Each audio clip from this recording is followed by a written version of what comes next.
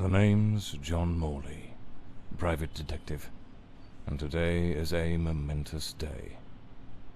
After enduring the most exquisite tortures at the hands of those blasted nurses, and being pumped full of enough medicine to fell an ox, today I'm finally free. Who would have thought that the case of the Red Shoes murder would end the way it did? A stormy night, soaked to the skin, wrestling that brainless killer on a rooftop, then a slip and a 5-story plunge. It appears you're awake at last. We had considerable difficulty rousing you earlier this morning, so I deemed it best to let you rest a while longer. I bring you good news. The latest test results are favourable, and the doctor has authorised your discharge. You are now officially ready to go. I have placed your belongings on the table. Oh, and a lady stopped by this morning with some clothes from the dry cleaner.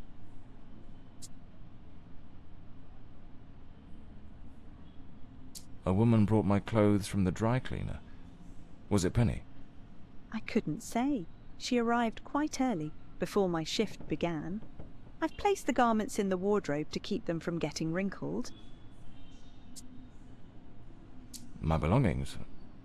I thought everything was already in the room. There are a few valuables and some coins we kept for safekeeping. They are in the box on the table. I've been having nightmares. The doctor has prescribed some medication that should help address any residual effects. This should assist in alleviating your nightmares. So I'm better now? Yes, you are much improved. Both your physical and psychological assessments have been satisfactory, and there are no impediments to your returning to your normal life. Now, if you'll excuse me, I have other patients to attend to. I wish you all the best.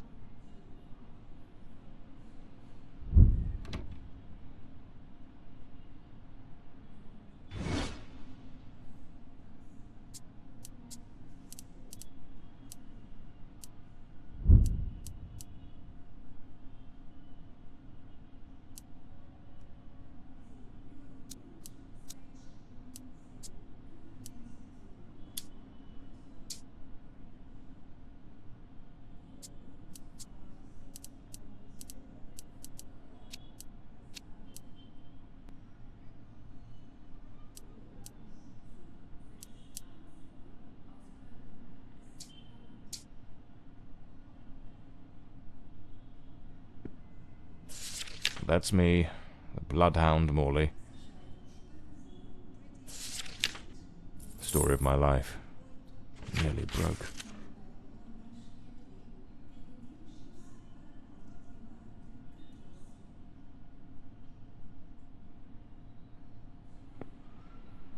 Blimey, it's nearly noon. I must have lost track of time in those blast... I better get dressed. The hospital gown that ties in the back doesn't exactly scream professional. These two well-structured shoulders, nicely padded, gives off an air of authority. Looks brand new. The collar's pristine. So the mystery woman who took my clothes to the cleaners was Penny after all.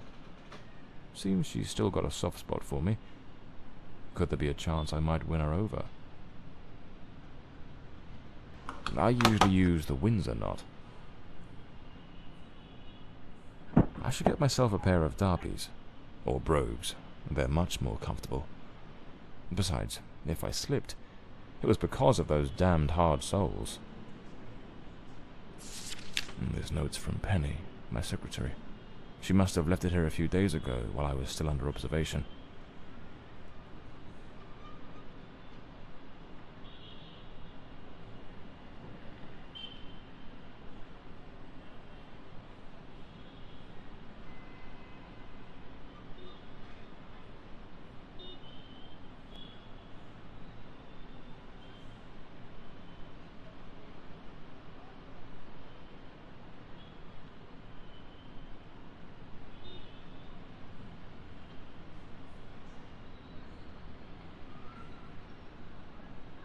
Damn it, Penny.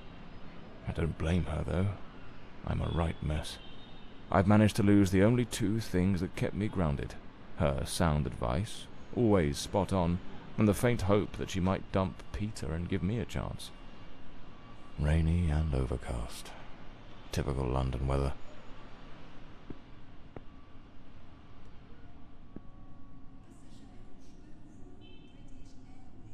I'm not ready to leave just yet.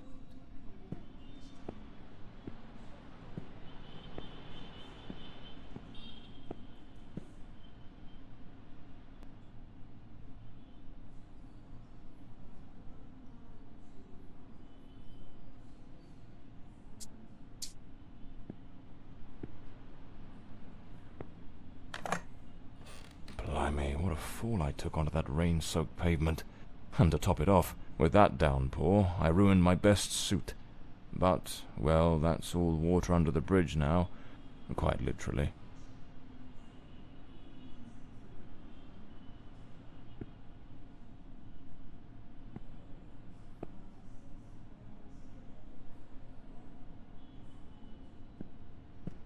Trenchcoat and fedora hat. Every detective's must have.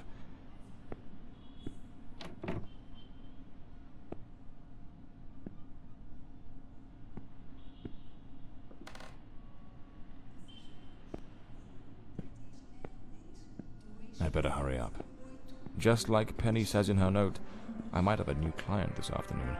And with the way things are going, I can't afford to let that slip away.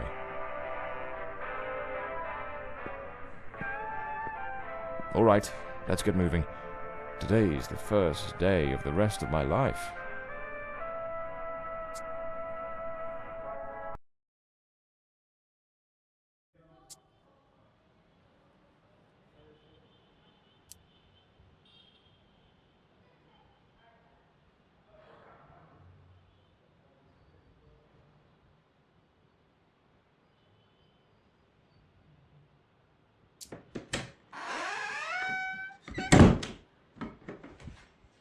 Back again. Feels like stepping into a forgotten paradise.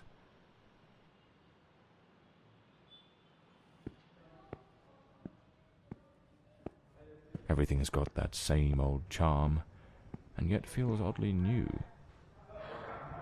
This hospital stint's given me a bit of a new outlook. Maybe I'll take it a shade easier from now on, sticking to cases that don't demand a trip to the morgue.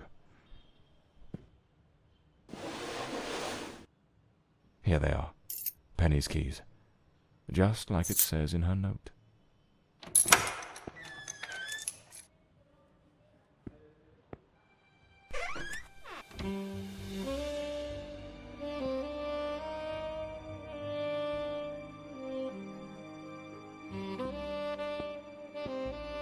Penny's desk.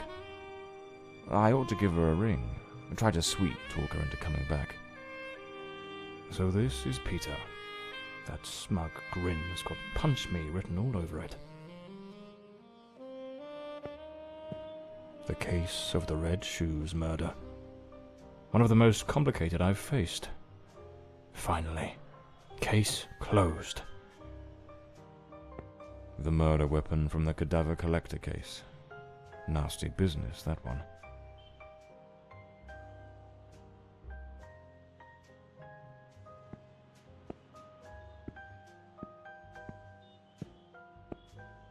This case is worth its weight in gold. Everything you need for a portable lab. The umbrella with a bullet hole. Souvenir from the marksman case. Nearly lost my hat on that one. This one's a favorite. The jealous lover solved everything with a few blows from an ashtray. Brutal, but effective. My desk, strangely tidy. Normally it's buried under papers, notes, bits of evidence. Penny must have wanted to leave everything spick and span before she walked out on me. Another one of my cards. But this one has my last name circled.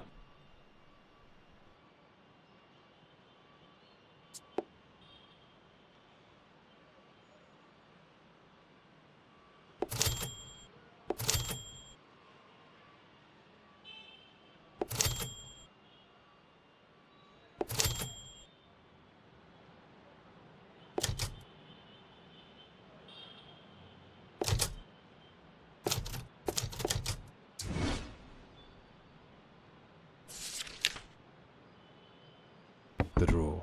It's locked. But there doesn't seem to be a keyhole.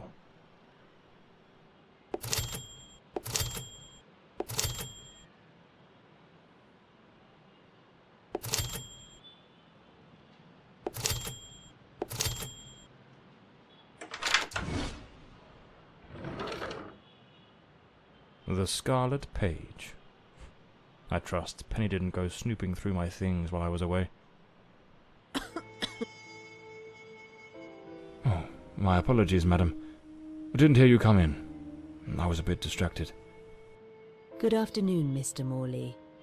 I trust your assistant informed you of my visit as promised. My apologies. I was rather engrossed and didn't notice your arrival. To whom do I owe the honor of this meeting? Lady Margarette Fordside, the 4th Countess of Bloomsbury. Lady Margaret, could you tell me what brings you here today? How can I assist you? I shall endeavor to be as candid as possible. 20 years ago, when my daughter was just 18, she was brutally murdered. It happened at our family estate, Bloomsbury Manor.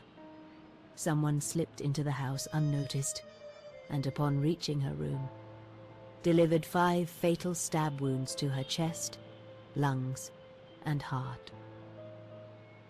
The police, eager to close the case, hastily blamed and condemned 2 violent thieves who clearly had nothing to do with her death. The investigation was closed, and justice was never served. I am prepared to offer you £30,000 if you take on this case, and a further £30,000 if you can solve it and bring the true killer to light. Tell me, Mr. Morley, will you accept this case? I understand your distress, Lady Fordside. But before I commit to anything, might I trouble you with a few questions? By all means, Mr. Morley. Ask whatever you must.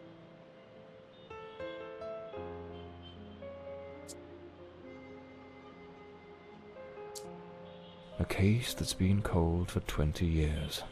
You certainly don't make it easy for me, Lady Margaret. What made you decide to seek out a detective now?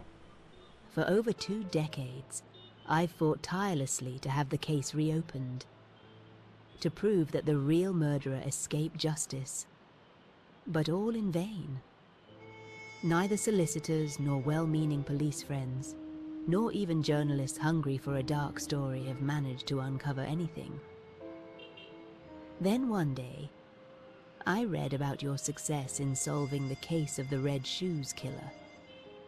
Regrettably, I also learned of the unfortunate incident that left you hospitalized with grievous injuries. On the advice of your secretary, Miss Penny, I waited patiently for your recovery. And now, here I am.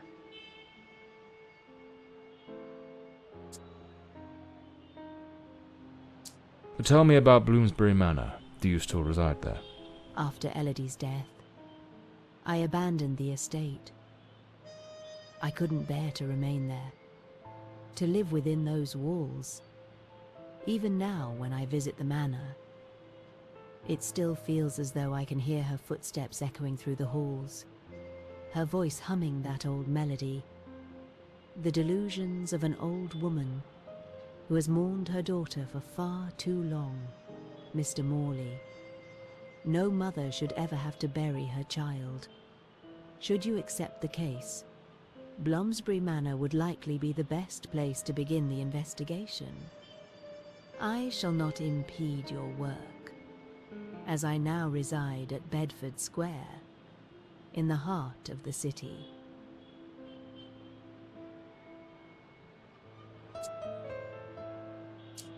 Tell me about the men the police arrested. Why are you so certain they weren't guilty? 2 days after the murder, the police arrested a pair of violent thieves who were terrorizing the county at the time. Though they swore their innocence in my daughter Elodie's death, their criminal record completely undermined their defense. Seizing the opportunity, the police locked them away for their other crimes, and the case was closed. But what has always struck me as suspicious is that nothing was stolen on the night my Elodie was killed. If those thieves were truly the culprits, why would they murder her and then leave without taking a single piece of silver? It doesn't add up, Mr. Morley. Tell me, were there any witnesses? Did anyone see or hear anything? It happened at midnight. The house was practically empty at the time, with only a few servants and a guest who was sleeping in the west wing. I was the only one who might have heard something, as my room was next to hers. Unfortunately, I had taken a sleeping draught and fell into a deep slumber. It is a decision I shall regret for the rest of my days. Well, I believe I have all the information I need to get started. I accept the case, and will begin the investigation immediately. I'm pleased to hear that. My butler will bring you the £30,000 tomorrow morning. Now, if you'll excuse me, I have matters to attend to. Once you uncover the culprit, contact me at once, and I shall promptly deliver the remaining £30,000. Please, Mr. Morley, unravel this harrowing mystery that has tormented me for so long.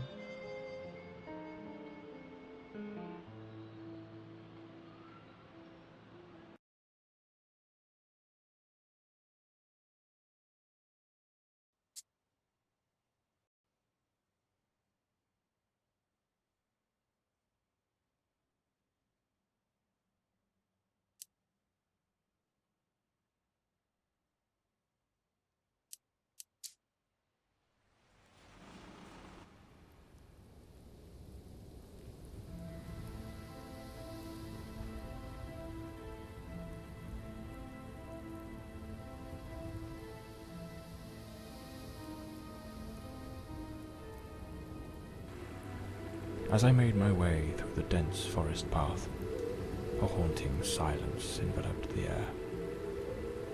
It was as though the very night of the crime still lingered here, shrouded in an eerie calm. The manor stood before me, its facade as inscrutable as the shadows that danced in the moonlight. Every step I took felt like a step deeper into the heart of a mystery that refused to be forgotten.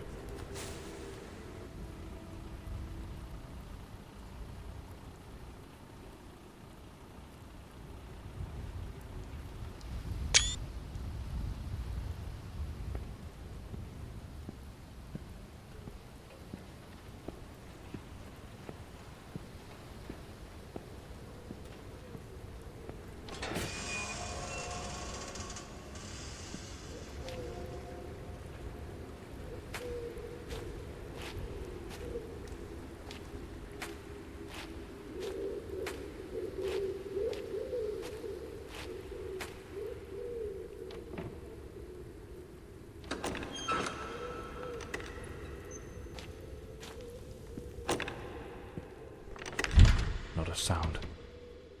The stillness feels heavy, like it's hiding something.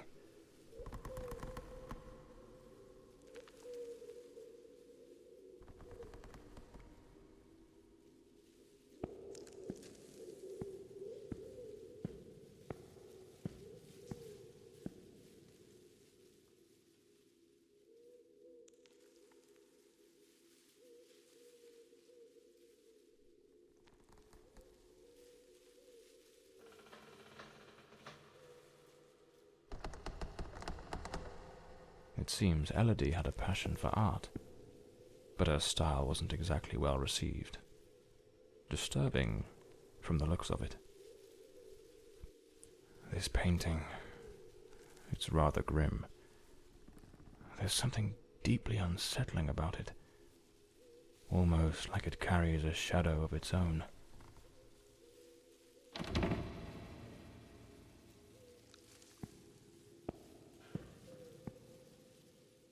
The door's chained up with a padlock. Looks like a blue moon, fitting for a place haunted by its own secrets. Looks like the Countess left this for me. It could be useful for getting around the place.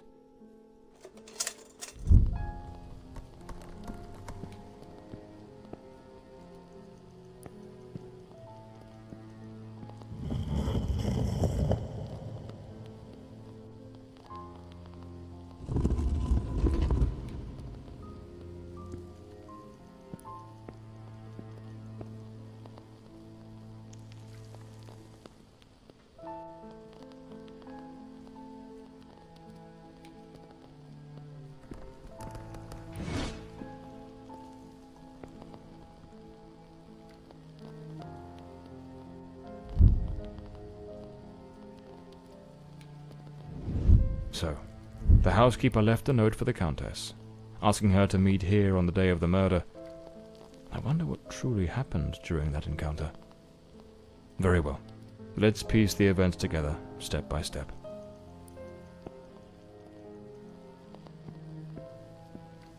A globe resting in a beautiful wooden stand. An empty envelope.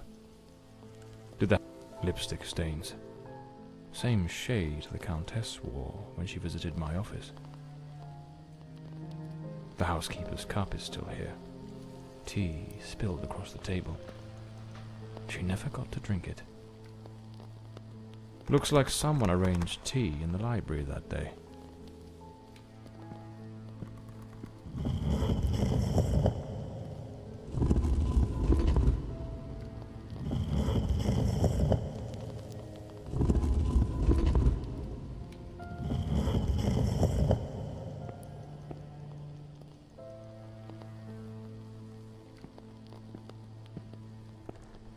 Another painting by Elodie.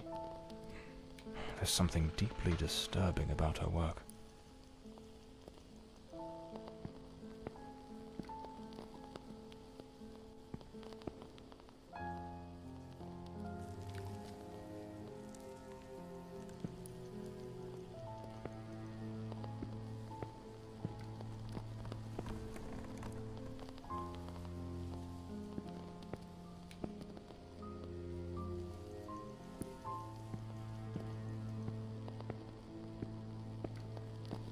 Looks like this is the Fordside family book, showing some of their ancestors.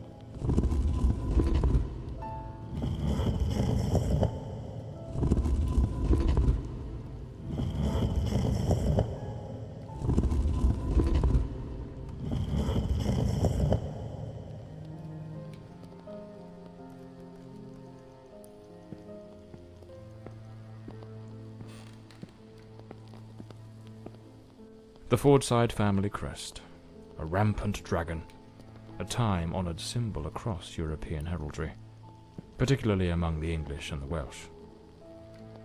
The lock has been concealed. This door must open by some other means.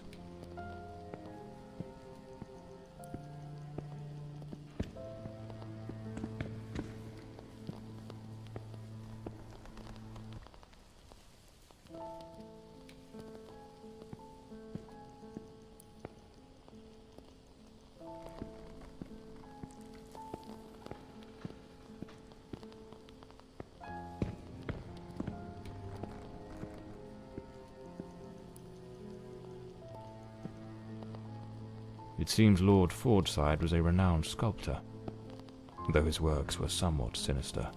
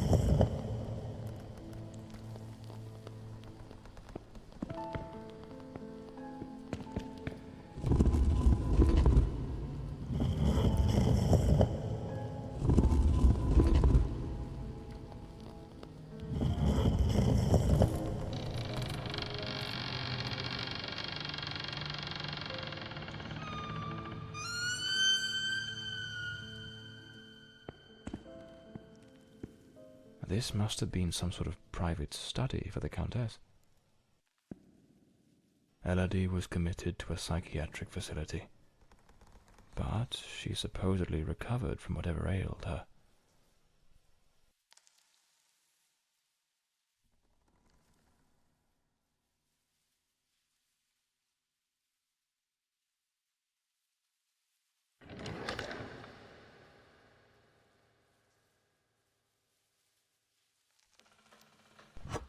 Lady Margaret and a young woman. I suppose it's Elodie. They look happy. This looks like the key to the main hall.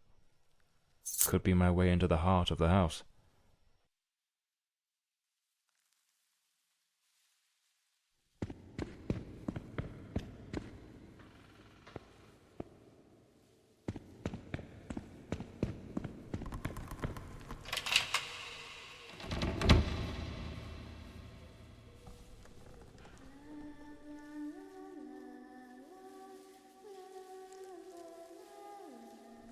That cold, old house had begun to give up its secrets. For a fleeting moment, I thought I heard the voice of a young woman, softly humming a tune. And then it hit me, clear as a gunshot in the dark. A ghost from the past was ready to speak. A tale of love and dread, a mystery begging to be solved.